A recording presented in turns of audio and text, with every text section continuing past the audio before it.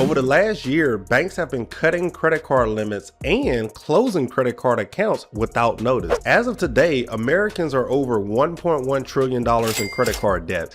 However, this sounds good for banks as they're charging over 25% interest on these credit card balances. There's also an increase of consumers who are just simply not paying their bills in this economy. So if the banks suspect you to be a risk on their money, they're going to either cut the credit card limit or close the account entirely so you can't use their money and be a risk of not paying it back. The bad part is if they lower your credit limit, this can raise your total credit card utilization, which drops your score. And if they close the account completely and it just so happens to be one of your oldest lines of credit, then that can drop your scores very badly, which means if you had plans to buy a home soon or buy whatever you want to use your credit for, this can actually affect your approval. You would always want to be on the side of having good credit. You think to have good credit. At the end of the day, a lot of people have a hard time understanding that banks are actually just a business, just like, I own a business, and many of you guys who are watching or listening to this episode, you guys may have a business or a side hustle or, a side job or whatever you want to call it to where you make extra money, right? You're not going to do something that is not going to, result in you making or earning profit. You're going to do things that's safe for you. You're going to do things that return money in your pockets, right? So put yourself in the bank's shoes. If they see that Americans are, increasing their balances, they're using credit cards to pay their everyday bills, and they're becoming late, and they're just simply not paying these credit cards off, or just simply not paying them on time at all, and they end up getting charged off, what would you do, right? If you have a lot of these consumers who are in your system and you see them steadily missing payments, and then the second that they paid the card off, in your head, you're like, oh man, I don't want to go through that anymore. Although we're charging 25%, this person isn't going to pay this balance off if they, max it back out again. Look at these other credit cards that's on their credit reports. They recently got charged off. So while we are going to cut the credit limit from $2,000 to $500. So we know they can pay $500. Look at these payments they've been making. Or this person don't seem to be making payments at all. We're going to close their entire account versus, them spending the $2,000 again in the next few months when they need the money, and we don't make a single dollar. So at the end of the day, guys, it's a business. It's just a plan. They're not just closing the account because they don't want you as a customer anymore. It is saving them money. If the bank is just taking a loss on every single thing that they do, they can no longer approve you for a mortgage loan. They can no longer approve you for an auto loan.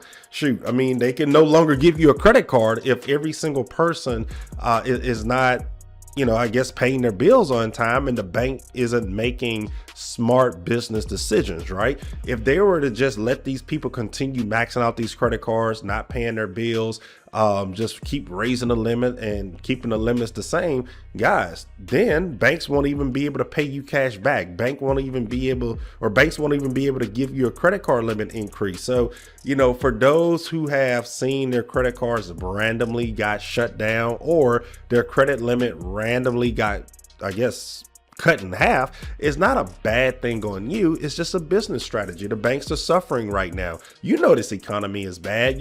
Times are tight. People are having a hard issue or a hard problem paying their bills on time in this economy. And look, there's been a big difference in my service with Sturgis Credit Repair. I get people on the phone every single day, and they're like, hey, Chris, man, times are rough right now.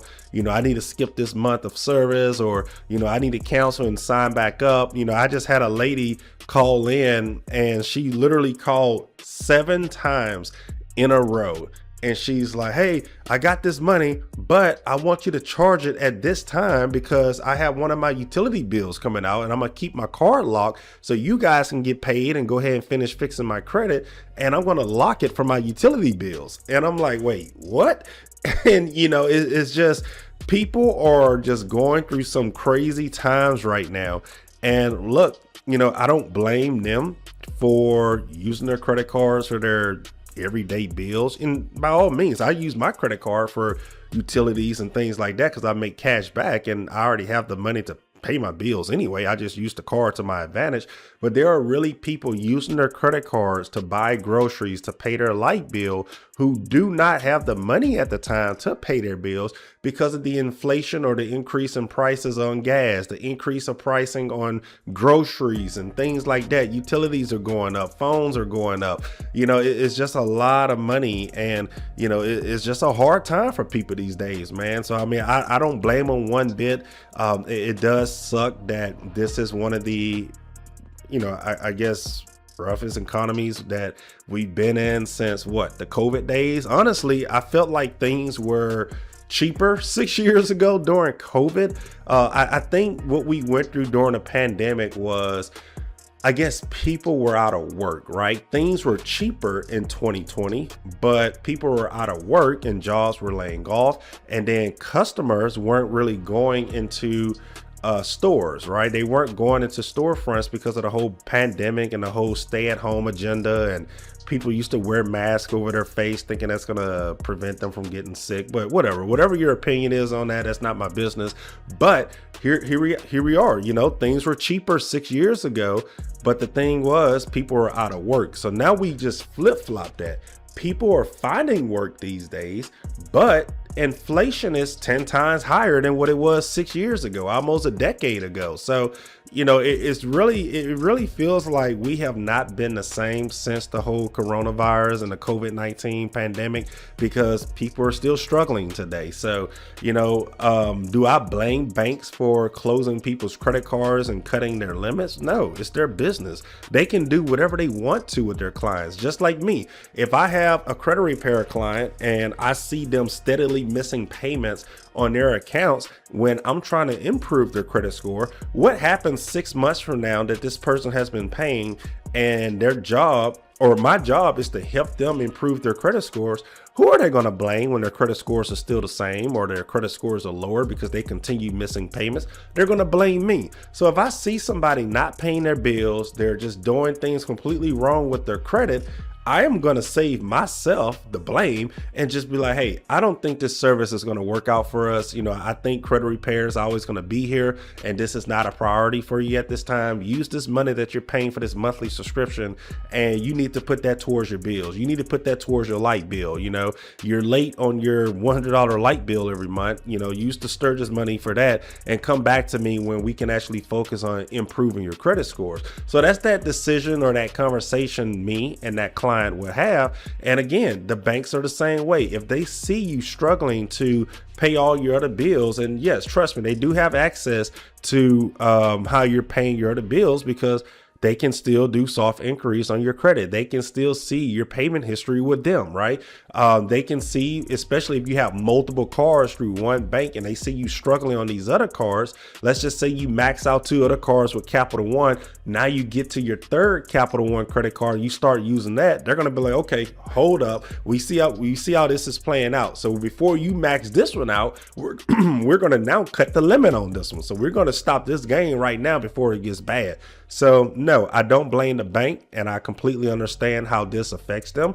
But on the flip side, I also understand how this affects the consumer, and people need these credit cards to, get by until their next paycheck or pay month or whatever you want to call it.